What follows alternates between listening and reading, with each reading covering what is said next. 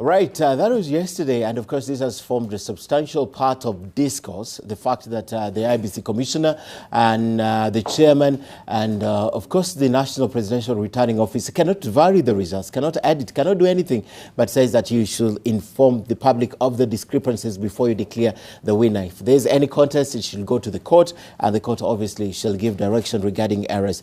I take this opportunity to begin our standing on guard this morning with my panel. And of course, the breaking story we're running for you is Commissioner Roselyn Akombe of the IBC has resigned. One of the reasons that Akombe is giving is that the lives at stake, and the Commission cannot continue to operate with the constant fear of on their lives and obviously of other officials who are working for them elsewhere. And she cited several areas, Siaya, Homa Bay, Kisumu, where the staff are unable to work. And she says that it's unattainable for a free, fair, credible election to be held on the 26th. And he says that the Commission just needs to be frank with Kenyans, and they just need a few men and women who can stand with the truth and say that the situation as it is, that was not obtaining on the 1st of September, when the Supreme Court ordered a re-election within 60 days, is totally different from this particular point. So with that in mind, she left for Dubai to inspect the printing of ballot papers, but she has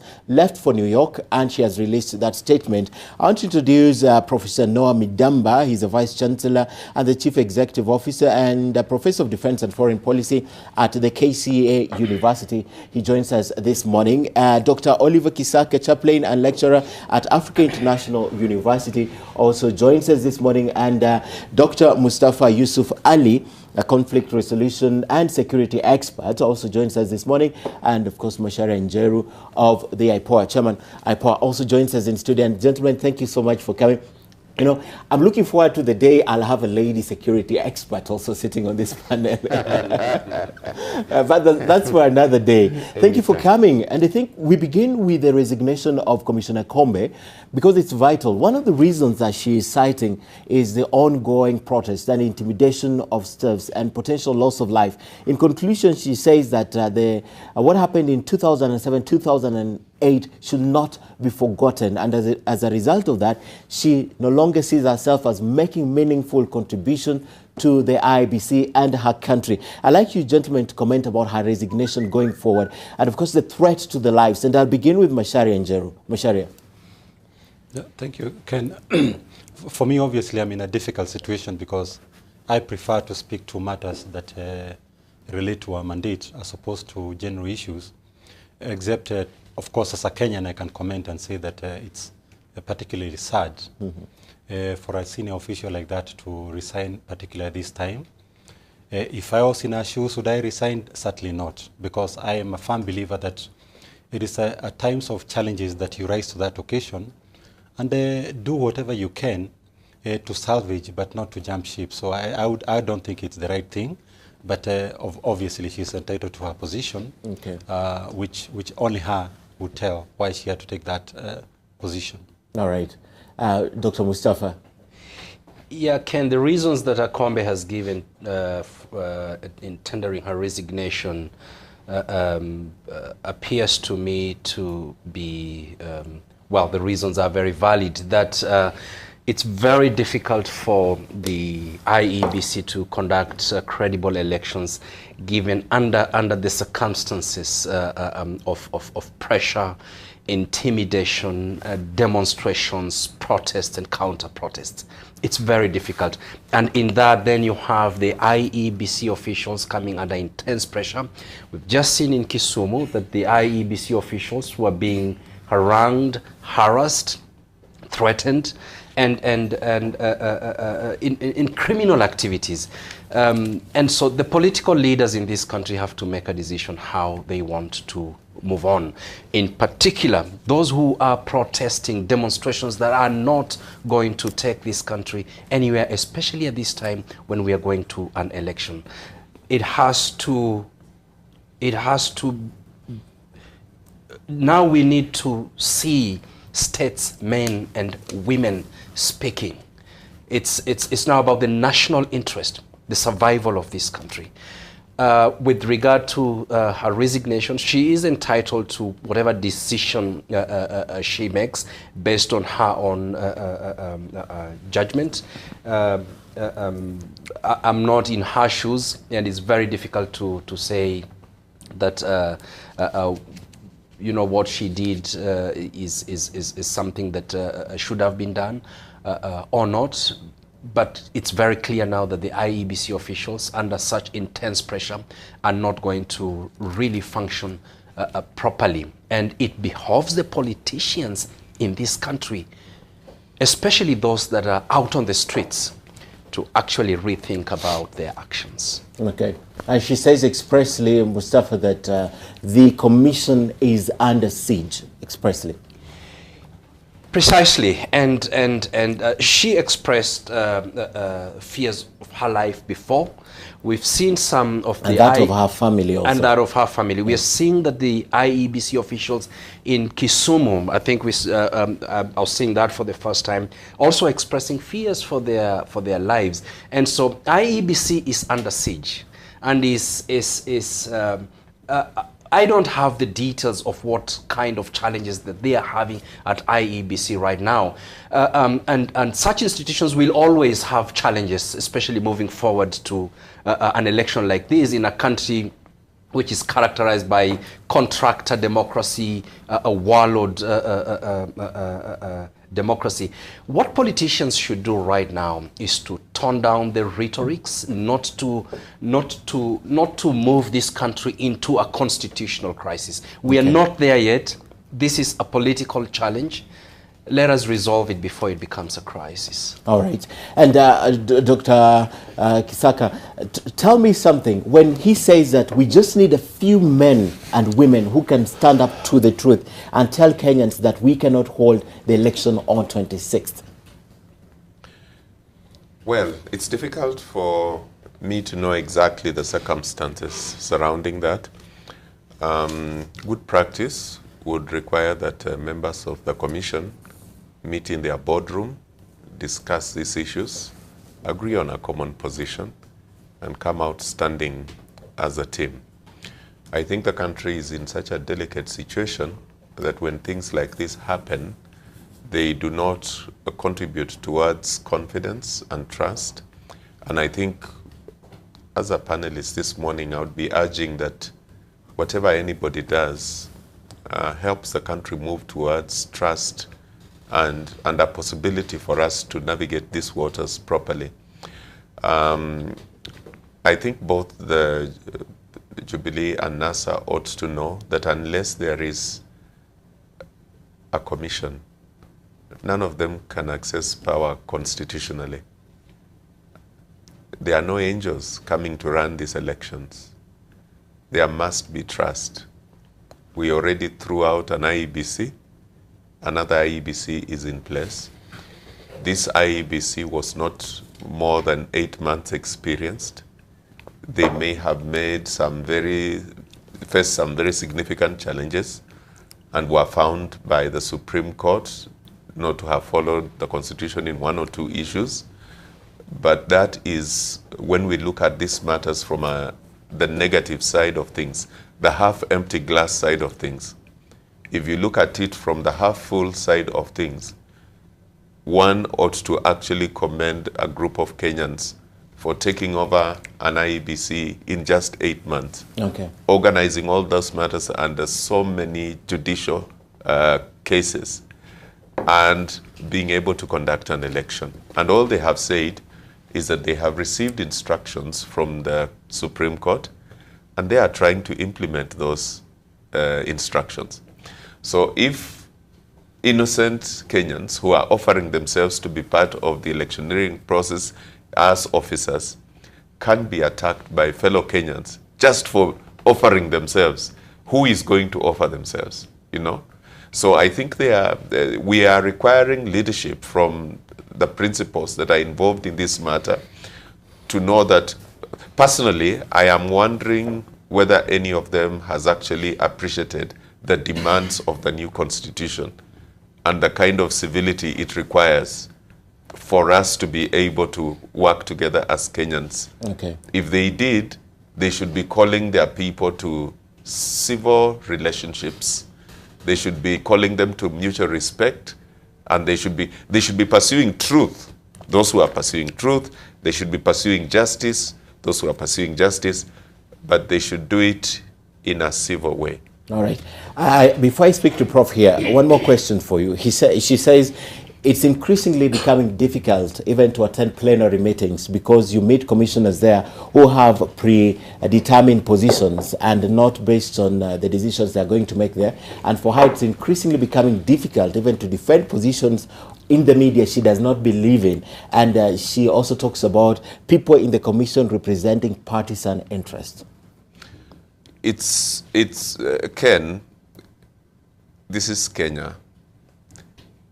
I hardly think that it will be said of many Kenyans that they would not have leanings, that there won't be efforts from various quarters to try and influence positions, outcomes variously.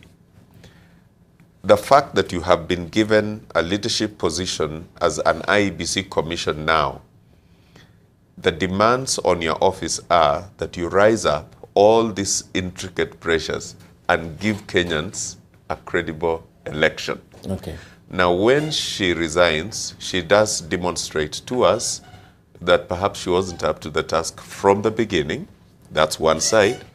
But the other side must be that the other institutions, for example, that ought to protect their lives, haven't given them the confidence that they require to be sure that they are going to be alive. And we have lost Kenyans through various unfair circumstances. I think I would myself say that this is the position when people get together, discuss in the boardroom, differ if they must, seriously if they must, hopefully not fight, and afterwards come up and say, we negotiated until we agreed on a common position that is of the IEBC. All right. It is their history going forward. Okay. Prof, talk to us about her resignation, and in the face of all this, someone may look at them as excuses before she resigned. Ken, number one, I would say this is a really very unfortunate turn of events. Rosemary Akombe seems to me to be one of the active leaders in the process of projecting IEBC role, and I'm sure that it was very helpful to the chairman and the leadership of IEBC.